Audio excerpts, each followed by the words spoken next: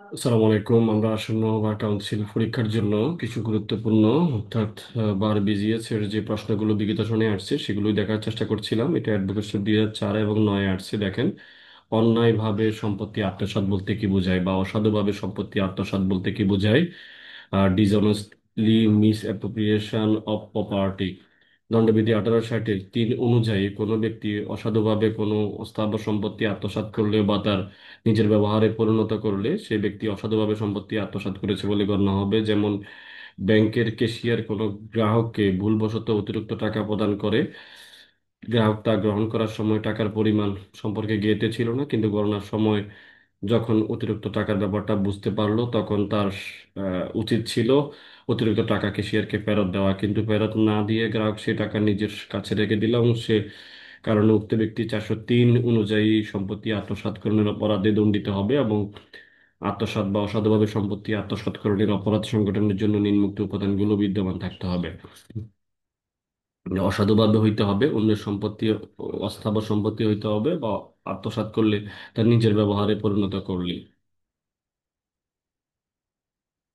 এরপরের গল্প হচ্ছে এইসব উপাদান থাকলে অপরাধটি 403 ধারার আওতাধীন অপরাধ হবে। অসাধুভাবে সম্পত্তি আত্মসাৎকরণের সাময়িক ও দীর্ঘস্থায়ী সময়ের জন্য হইতে পারে। এছাড়াও 403 ধারায় ব্যাখ্যা বলা হয়েছে, অভিযুক্ত ব্যক্তি সাময়িক ব্যবহারের জন্য সম্পত্তি নিজ ব্যবহারে পরিণত করেছে, পরবর্তী সম্পত্তি মালিককে ফেরত দিয়েছে, এক্ষেত্রেও অভিযুক্ত ব্যক্তি অসাধুভাবে সম্পত্তি আত্মসাৎ করেছে বলে গণ্য হবে। এছাড়া মৃত ব্যক্তির সম্পত্তি বা দখলী সম্পত্তি অসাধুভাবে নিজ ব্যবহারে পরিণত করলে তাও অসাধুভাবে সম্পত্তি আত্মসাৎ বলে গণ্য হবে। এরপরে আমরা দেখার চেষ্টা করি অপরাধমূলক বিশ্বাসভঙ্গ। সেখান থেকে কি প্রশ্ন আসছে দেখেন।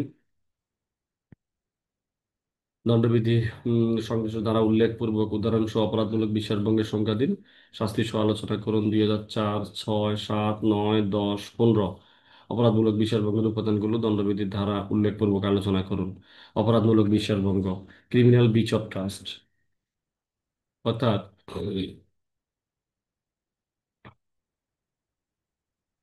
অপরাধমূলক বিশ্বাসভঙ্গ ক্রিমিনাল ব্রিচ অফ ট্রাস্ট দণ্ডবিধি 1860-405 অনুযায়ী কোনো ব্যক্তি কোনো প্রকার সম্পত্তির উপর অধিপত্য বা বিশ্বাসের ভারপ্রাপ্ত হয়ে ওই সম্পত্তি অসাধুভাবে আত্মসাৎ করে নিজের ব্যবহারে পরিণত বা হস্তান্তর করলে, কাউকে এরূপ করার অনুমতি দান করলে সে ব্যক্তি অপরাধমূলক বিশ্বাস ভঙ্গ করেছে বলে গণ্য হবে, যাকে বলা হয় ব্রিচ অফ ট্রাস্ট। এখন বিয়ের কে তার প্রতিষ্ঠানের মালামাল ভর্তি ট্রাক চালানোর জন্য দায়িত্ব দেন। বি উক্ত ট্রাক ভর্তি সম্পত্তি আত্মসাৎ করে বি অপরাধমূলক বিশ্বাস ভঙ্গ করেছে।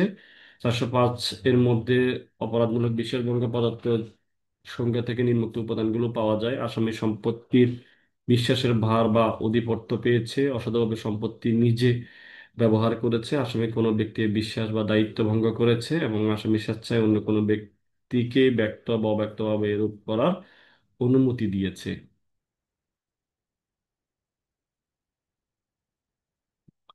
এরপরে আমরা একটু শাস্তিটা দেখি। অসাধুভাবে সম্পত্তি ব্রিচ অফ ট্রাস্ট করলে, আত্মসাৎ করলে, সেক্ষেত্রে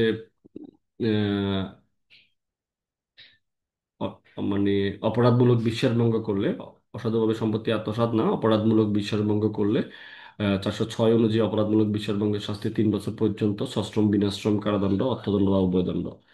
এখন আমরা দেখার চেষ্টা করি যে অপরাধমূলক বিশ্বাসভঙ্গ বা সম্পত্তি আত্মসাতের মধ্যে, অর্থাৎ মানে অপরাধমূলক সম্পত্তি আত্মসাতের মধ্যে কি পার্থক্য আছে সে বিষয়টা একটু আমরা দেখি। যেখানে দণ্ডবিধি 1860-403 দ্বারাই অপরাধমূলক সম্পত্তি আত্মসাতের সংজ্ঞা দেওয়া হয়েছে, আর 1860-এর 105 ধারায় বিশ্বাসভঙ্গের সংজ্ঞা দেওয়া হয়েছে। দণ্ডবিধি 1860-403 ধারা অনুযায়ী কোনো ব্যক্তি অসাধুভাবে কোনো স্থাবর সম্পত্তি আত্মসাৎ করলে, তার নিজ ব্যবহারে পরিণত করলে, সে ব্যক্তি অসাধুভাবে সম্পত্তি আত্মসাৎ করেছে বলে গণ্য হবে। আর দণ্ডবিধি 1860-405 অনুযায়ী কোনো ব্যক্তি কোনো প্রকার সম্পত্তির উপর অধিপত্য বা বিশ্বাসের ভারপ্রাপ্ত হয়ে ওই সম্পত্তি অসাধুভাবে আত্মসাৎ করলে, নিজ ব্যবহারে পরিণত করে, হস্তান্তর করলে, কাউকে এর ব্যবহারের অনুমতি দান করলে অপরাধমূলক বিশ্বাস ভঙ্গ করেছে বলে গণ্য হবে। এরপরে অপরাধমূলক সম্পত্তি আত্মসাৎ বিশ্বাসের সম্পর্ক থাকে না, আর এখানে একটা বিশ্বাসের সম্পর্ক থাকে। এরপরে দেখেন যে এই অপরাধ শুধুমাত্র অস্থাবর সম্পত্তির ক্ষেত্রে সংঘটিত হয়, এটা স্থাবর অস্থাবর উভয় সম্পত্তির ক্ষেত্রে হইতে পারে। সকল অপরাধমূলক বিশ্বাসভঙ্গ অসাধুভাবে সম্পত্তি আত্মসাৎ, আর সকল অপরাধমূলক সম্পত্তি আত্মসাৎ অপরাধমূলক বিশ্বাসভঙ্গ নয়। এই অপরাধের শাস্তি 2 বছর পর্যন্ত সশ্রম বা বিনাশ্রম কারাদণ্ড, অর্থদণ্ড উভয়। এরপরে হচ্ছে হলো এই অপরাধের শাস্তি 3 বছর পর্যন্ত সশ্রম বিনাশ্রম কারাদণ্ড, অর্থদণ্ড বা উভয়ই। এরপরে আমরা দেখি যে এর রাস্তায় একটা দামি মোবাইল সেট পেলো। এ জানতো না যে ওই মোবাইল সেট এর মালিক। মোবাইল সেটের প্রকৃত মালিককে খুঁজে বের করার চেষ্টা না করে এ মোবাইল সেটটি বিক্রি করে দিল। এ কোন ধরনের অপরাধ করেছে? এখানে উক্ত ঘটনাটি কোন ধরনের অপরাধ করেছে তা আলোচনা করতে হবে, এবং দণ্ডবিধি 1860-এর আইনগত পর্যালোচনা, 403 ধারার অসাধুভাবে সম্পত্তি আত্মসাতের দোষী নিয়ে নিচে যুক্তি সহ আলোচনা করা হলো। 403 অনুযায়ী কোনো ব্যক্তি অসাধুভাবে কোনো অস্থাবর সম্পত্তি আত্মসাৎ করে নিজ ব্যবহারে পরিণত করলে সেই ব্যক্তি অসাধুভাবে সম্পত্তি আত্মসাৎ করেছে বলে গণ্য হবে। আলোচ্য অংশে এর রাস্তায় একটা দামি মোবাইল সেট খুঁজে পায়, প্রকৃতপক্ষে মালিককে খুঁজে বের করার চেষ্টা না করে মোবাইল সেটটি বিক্রি করে দিল, অর্থাৎ মোবাইলটি নিজের ব্যবহার করে, অর্থাৎ 403 ধারার উপাদান বিদ্যমান এখানে। অসাধুভাবে সম্পত্তি আত্মসাৎ করেছে, এবং 2 বছরের সশ্রম বিনাশ্রম কারাদণ্ড, অর্থদণ্ড বা উভয় দণ্ড হবে।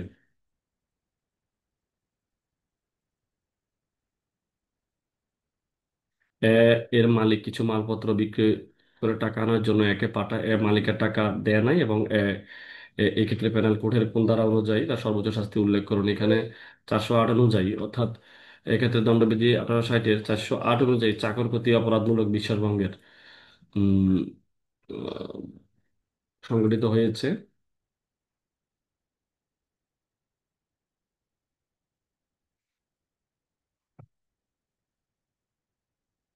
চাকর কর্তৃক অপরাধমূলক বিশ্বাসভঙ্গ 8-এ মালিক কর্তৃক বিশ্বাস করে কিছু মালপত্র বা কেরানি, এটা চাকর বলতে পারি বা আমরা কেরানি বলতে পারি,